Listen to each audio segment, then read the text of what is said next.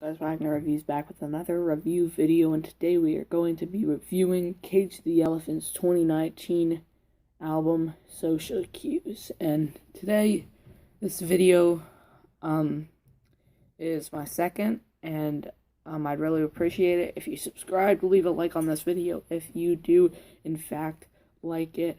Here we go, let's get right into it. To start going into this album, I had heard a couple of these songs, because they were, popular, but I hadn't really listened to it until a couple days ago, which I hadn't really gotten into the deeper scheme of things until a couple days ago. But I wanted to dive deeper into it and see if I liked it, because I was always sort of questionable. This is one of the albums I was always sort of questionable about. But anyway, I really going into listening to the album, I really only had heard two songs, and that was Social Cues and Ready to Let Go. Those were the two big ones, I think. But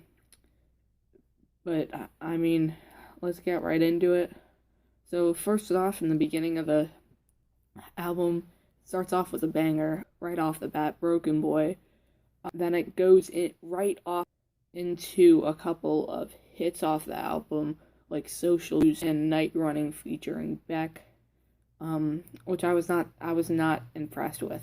Night seemed like going into it would be really exciting, and I was really hoping for a creative track, and what they put together right here was probably the minimum of what they could have done on this. I didn't really like it. I was underwhelmed. I felt like Beck's creativity was really wasted on this track because he is a creative artist, so is Cage the Elephant. They were trying to promote the narrative of the album a little bit more, but they didn't really succeed in doing that, and they didn't really succeed in making a good track, too. And as much as I love Beck's creative style and mindset going into this song, I didn't like it at all. I thought it was really boring at times, and it was really a track where they didn't need him, and I feel like they could have used him on a different track that actually needed him, because I feel like Cage the Elephant, this is their type of song. They could have done it on their own. He didn't really add much to it, so that's what I didn't like about that song. The title track, Social Cues, was it was one of the biggest hits off the album. It's a representation of what they're trying to do on this album, essentially. So it's poppy, it's islandy, if that makes any sense, but it's basically the base of pop indie rock bands. But on this song, Cage the Elephant extends it, creepy instrumentals, and just the vibe makes it really fun to listen to. But this album also is this isn't just a representation of it, because this is what the theme of the album is. This is what they're trying to achieve on this album. I think they do, but there are some other songs that are really good, song types that make it really good, make the album really good. Like, they have a ballad in the about halfway through it, and I mean, that really, I didn't like that track, but I mean, it was creative enough, so I'll give them points for creativity. And a lot of the creepy instrumentals on this album, just the Cage the Elephant theme and what they are trying to do as a band on this album, you can tell from Social Cues. But just a really fun song, poppy, and yeah, heading towards the middle of the album, there's a really good song, which I think is my favorite, and that is track 5, Skin and Bones. And this track goes really beyond what they were trying to do, beyond the narrative, beyond the previous idea for the album, and it makes it better, essentially. It's Skin and Bones, just a very, very, very good track. It's very excitable. The dreamy instrumental on this, it presents some of the best lyrics on the album. His voice really goes well with the island guitar in the background of this track, if you could hear that at all. The drum track adds some more flavor to the track and emphasizes more what Cage was trying to do on it. The last minute or so of the track was probably my favorite, when Cage was everything dropped out and it was just his voice, and they just came back together in a way that was triumphant, and I like the sound of that on a lot of tracks, but they did it especially well on this one, I think. But anyway, the following track is very, very underwhelming. To Let Go, I had heard it before, but I mean, I was like, I didn't really care to try to make something out of it, but I tried, and I couldn't on this album. Ready to Let Go, just so underwhelming. They try to bring the narrative alive again after Skin and Bones, but they do a horrible job of it, and just minimizing what the theme of the album actually was. Lack of creativity on this track, some of the worst lyrics, and it's just, it wasn't a very good, I didn't like it that much. I'm not happy with how it turned out. Their performance on it wasn't very good. I felt that the vocals were underwhelming, and so was the instrumental track. And maybe I'm just being hard on them, but I mean, I did not like this track at all.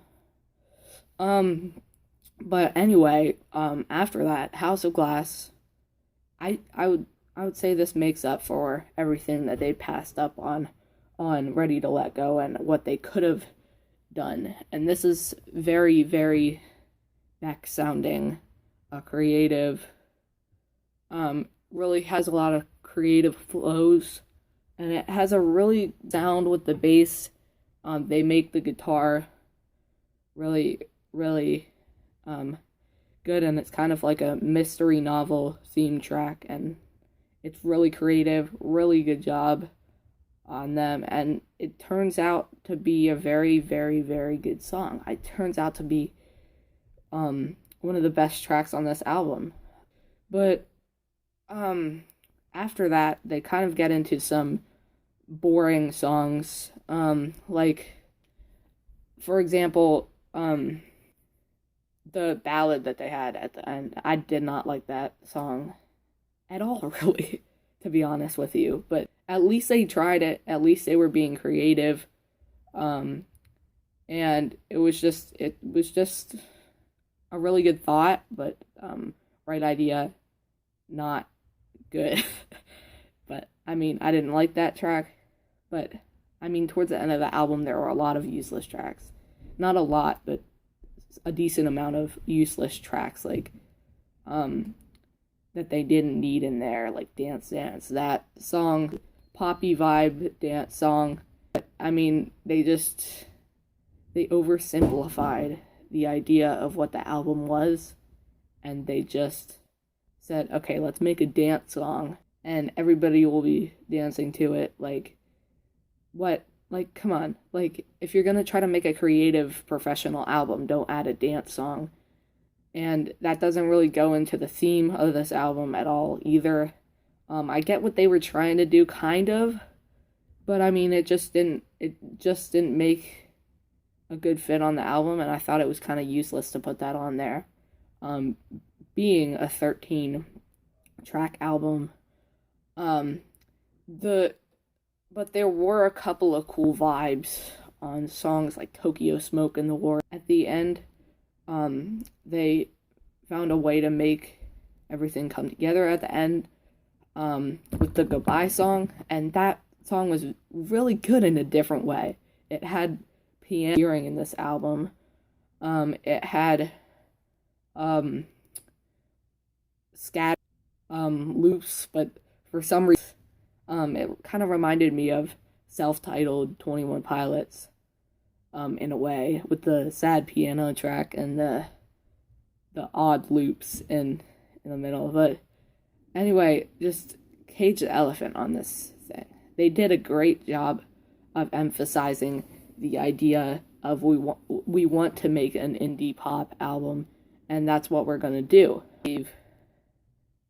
That they gave us of their creator, and they gave us a taste of what it would be like if they made a song that was a ballad.